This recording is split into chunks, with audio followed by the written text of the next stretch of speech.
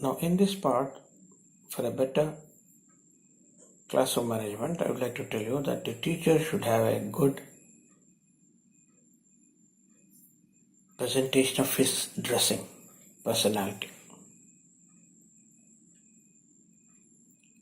You should have a good dressing, combing your hair properly. If possible, you wash your face in the staff room with a soap. See that your nails are totally cut properly. Better you use some shoes. And if possible, you have in-shirt. Otherwise, need dressing. If you don't have in-shirt, okay, no problem. But at least you should have a good dressing. Meaningful dressing does mean that it should be simple and meaningful. Because when you go for teaching, the students should not get diverted by your way of dressing. They should concentrate only on the board or on your teaching. And secondly, whatever the first 5 minutes of your teaching, when you enter the classroom, first 5 or 7 minutes of your session, try to recollect the topic covered in the previous session by asking some questions to the students. By asking the question, and if they answer, it's okay. If they don't answer, you can give the answer, so that will be useful to bridge the gap between the last session and this session. So asking some questions for 2 minutes or 5 minutes about the previous session, that will be a bridge. That will bridge the gap between the previous session and this session, so that they will start getting the continuation of the previous session. Now they will come into the subject. They will come into the flow. And one more advantage of this is that the students will they'll get prepared at home, that the teacher will ask some questions and we should answer.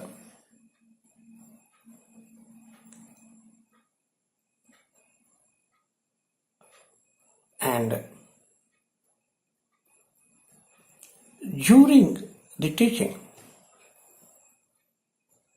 when you go for the teaching, when the session goes on, it is not advisable to stand on the stage and teach.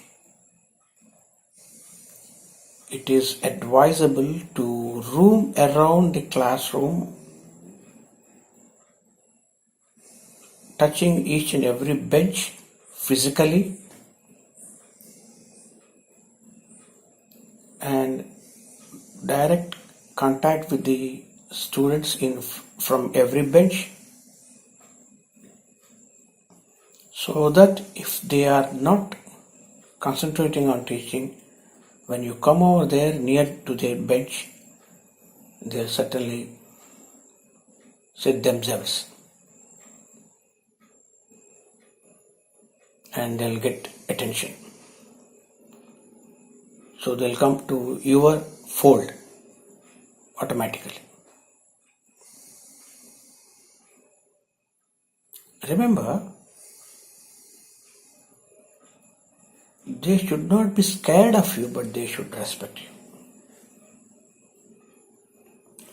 మీరంటే స్టూడెంట్స్కి భయం ఉండకూడదు, respect ఉండాలి.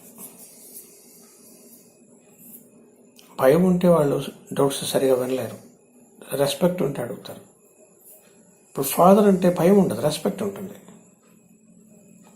Parental అలా మీరంటే respect ఉండాలి, కానీ భయం ఉండకూడదు. So when you roam around the classroom will come to attention again, and come back to stage. And while writing on the board, make sure that your spelling is correct for a word. If you are not sure of spelling, better make it an abbreviation.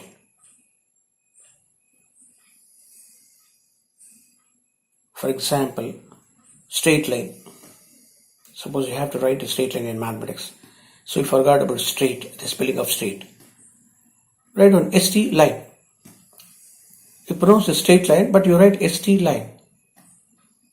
So they don't bother. They don't think that you don't know you forgot the spelling. They feel that you are saving the time.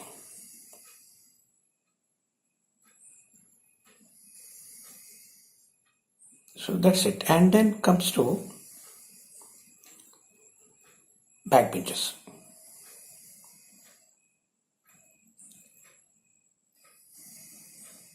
Generally, the students sitting in backbench will try to get diverted by so many things, peeping into the windows, or smiling, or making some jokes among themselves, or small comments on you, or on small comments on the front benches, etc. etc. So whenever you want to ask any question, start from the last benches.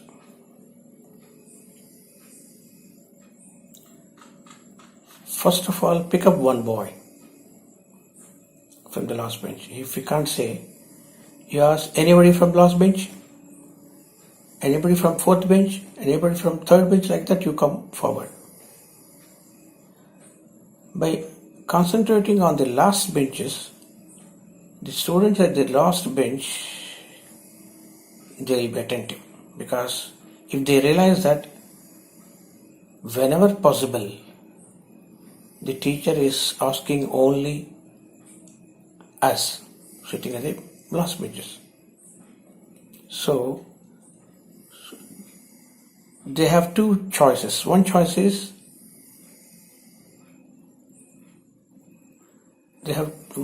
listening very carefully, or otherwise not doing any mischievous things. And second choice is they may come forward to the other benches, forward benches, the nearer benches.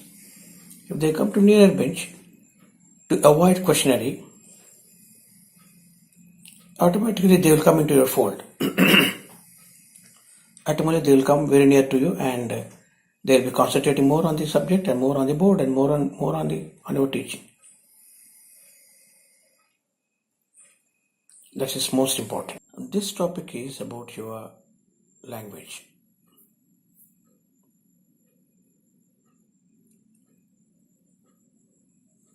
When after coming to your classroom, you try to start teaching in a simplest language possible. In one way, it is easy for you to speak the simplest language, so that you don't need to search for standard English, standard words, so that you don't waste time on searching for standard words. And secondly, some students who were in different medium in the previous class, they may feel little bit comfortable with your simple English. So try to use as simple as possible. Try to use a language, English, as simple as possible, simplest language possible, so that everybody will be comfortable.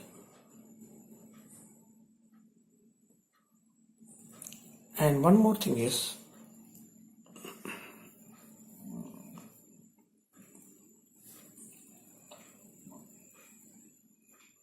your voice should not be louder, but it should be clear. Your voice should be reaching the last student of the last bench, but not outside of your classroom. And generally it happens that your voice is louder, the clarity will be missing. So see that the clarity of your tone will not be missing. Your voice should be louder and clear. Louder only up to the last students of the last bench, not the people moving in the verandas of the school.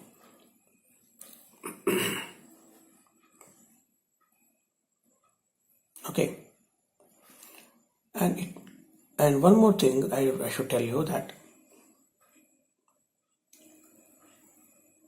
when you start a lesson, I told you within 5 minutes, first 3-4 minutes or 5 minutes, you ask the questions from the previous session. And every minute of your teaching should be planned. You have some small spiral book. You plan for that period, what is the topic you are covering, and simple points, point wise, only words. First word, something, say first word is about force. So the other things you don't need to write it. Definition of force. Second point, applications of force. Third point, derivation of force, like that. So definition, derivation and application, like that. You just make it so that you will have a planned one. So for definition 2 minutes, for derivation 3 or 6 minutes, for applications so 6 or 7 minutes. So one topic is over. Then numericals on that. So plan it for three or 4 problems. You should plan these problems, and whatever the time it takes, the time slot, totally see that will not exceed to the exact time period given to you, the interval, the time period given to the particular period, the time given for the particular period. If possible, you try to reduce it 6 minutes less than the original time, because if you can complete before 6 minutes or 5 minutes, these last 5 minutes or 6 minutes you can ask the doubts. You can ask them, the students, do you have any doubts? Then it's again, there are 2 possibilities. The classroom may be silent. For suppose some students will be asking some doubts and will clarify it. Otherwise, nobody will ask any doubt, simply silent. Don't feel happy, don't pat on your shoulder that yes, no doubts means that they understood well. They don't ask the doubts when they understood totally complete. If they understand nothing, then also no doubt. If they understand everything that you taught on that particular session, no doubts. If they understand nothing, if they don't understand anything, what you said on that particular, what you taught on that day, no doubts. So when they don't ask any doubts, it does not mean that your teaching was perfect. Okay, positively speaking, let it be. Okay, perfect. Then don't leave the classroom. You simply ask some questions from the fresh teaching, from that fresh lesson. If you ask some questions and if they can't answer, then you may cross question them. See, you don't know the answer, but you don't ask the doubt. So that is the reason. Then they will have some attentive. They will have some attention. They'll develop some attentive nature, so that see, if the teacher asks some questions, I should answer. So he will concentrate on the subject, on your teaching. So 5 or 6 minutes, last 5 or 6 minutes, you can do that. That means you are cross-questioning them, you are getting feedback at the beginning of the classroom, at the beginning of the session, at the end of the session. And you'll have that day when you go back to your staff room, you'll have a full satisfaction about what you taught. When you get a very good feedback from your students, good answers for any question, every teacher will feel very good. He feel very, very happy. And I tell you, this happy feeling he will share with the other teachers also. We say that today my students have answered all the questions and they were very attentive, they were very silent, they were very good boys, they were very good girls. All the students, they were attentive in the classroom. They were answering very, very well. I'm very happy. So you'll share your happiness with other teachers. In that way, you become ideal for the other teachers also. They'll try to learn from you. They'll ask you how you manage. Then you can give these simple tips to overcome some problems. So, first of all, your dressing is important. Second thing is you should roam within the classroom whenever possible. Another thing is concentrate on the back benches and the students on the back benches. And another thing is try to control the mischievous boys by cornering them with the subject. These things, keep it in your mind to be a successful teacher.